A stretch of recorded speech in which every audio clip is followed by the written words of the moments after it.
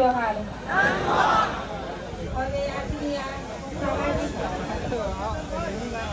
સામાજિક સમર્થન સભામાં ઘણે દૂર દૂરથી રાજસ્થાન, મધ્યપ્રદેશ, મહારાષ્ટ્ર, ગુજરાત, અંબાજી, ઉમરગામ ઘણી મોટી સંખ્યામાં અહીંયા તમે વધાર્યા છો। તમારા બધાનો હું મારા પરિવાર વતી તમારા બધાનો આભાર માનું છું। આજે જ્યારે હું એકલી છું, તમે બધા મારો હાથ મજબૂત કરવા માટે આજે મારી સાથે આવીને ઊભા રહ્યા છો। વરસાદના દિવસો છે, કામના દિવસો છે, છતાં પણ તમારો ટાઈમ કાઢીને તમે અહીંયા મારી સાથે આવીને આજે મારો દુઃખનો ટાઈમ છે તો તમે મારા દુઃખમાં ભાગીદાર બન્યા છો। એટલે આવી જ રીતે તમે મને સાથ સહકાર આપતા રહેશો એવી હું તમારી આશા રાખું છું, તમારી પાસેથી અપેક્ષા વ્યક્ત કરું છું। એકલી છું, મારો પરિવાર જેલમાં છે અને મારે ઘરે બાળકો પણ છે, છતાં પણ તમે બધા મને સાથ સહકાર આપો છો એટલે હું હિંમત રાખું છું। મારા મનોબળને મજબૂત કરો છો તમે એટલે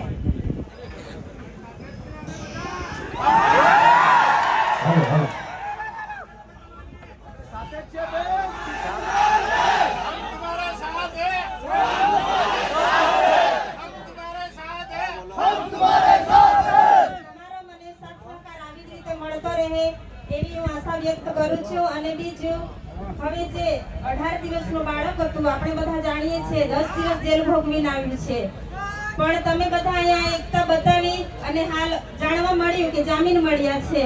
તો આવી જ રીતના બીજા અન્ય લોકો પણ છે, આપણા ધારાસભ્ય પણ છે, એ લોકોને પણ આપણે આવી રીતે બહાર લાવવાના છે ટૂંક સમયમાં। એટલે જ્યાં સુધી ન્યાય ના મળે ત્યાં સુધી આપણે આપણી લડત ચાલુ રાખવાની છે। એટલે તમે ન્યાયની લડતમાં મારી સાથે રહેશો અને મારા પરિવારને સાથ સહકાર આપશો એવી હું આશા રાખું છું।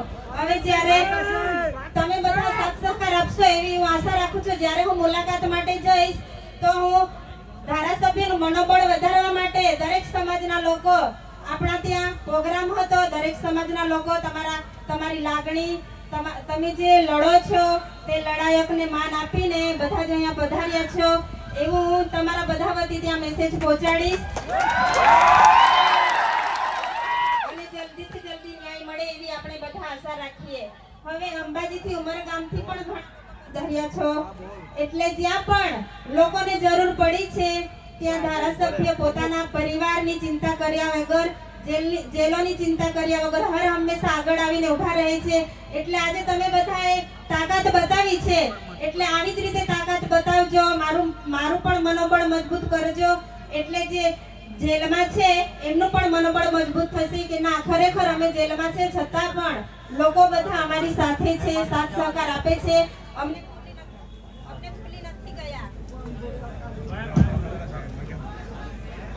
અમને ભૂલી નથી ગયા એવું જોઈએ। સાથે રહેજો, સાથ સહકાર આપજો એવી હું આશા વ્યક્ત કરું છું। હવે એક વાર નથી, બે વાર નથી, આપણી સાથે આ ત્રીજી વખત તમે પણ હર હંમેશા સાથ સહકાર આપો છો। જ્યારે પણ હું આમંત્રિત કરું છું કે હું એકલી છું, તમે બધા સાથ સહકાર આપજો તો તમે બધા ઘણે દૂર દૂરથી અહીંયા પધારો છો એટલે તમારો બધાનો હું આભાર વ્યક્ત કરું છું। અને દરેક સંગઠનના અગ્રણીઓ, વડીલો, ધારાસભ્ય અહીંયા જે બધા કાઢીને એટલે તમારા બધાનો હું ખૂબ આભાર માનું। આટલું કહીને મારી વાણીને વિરામ આપું છું। આભાર।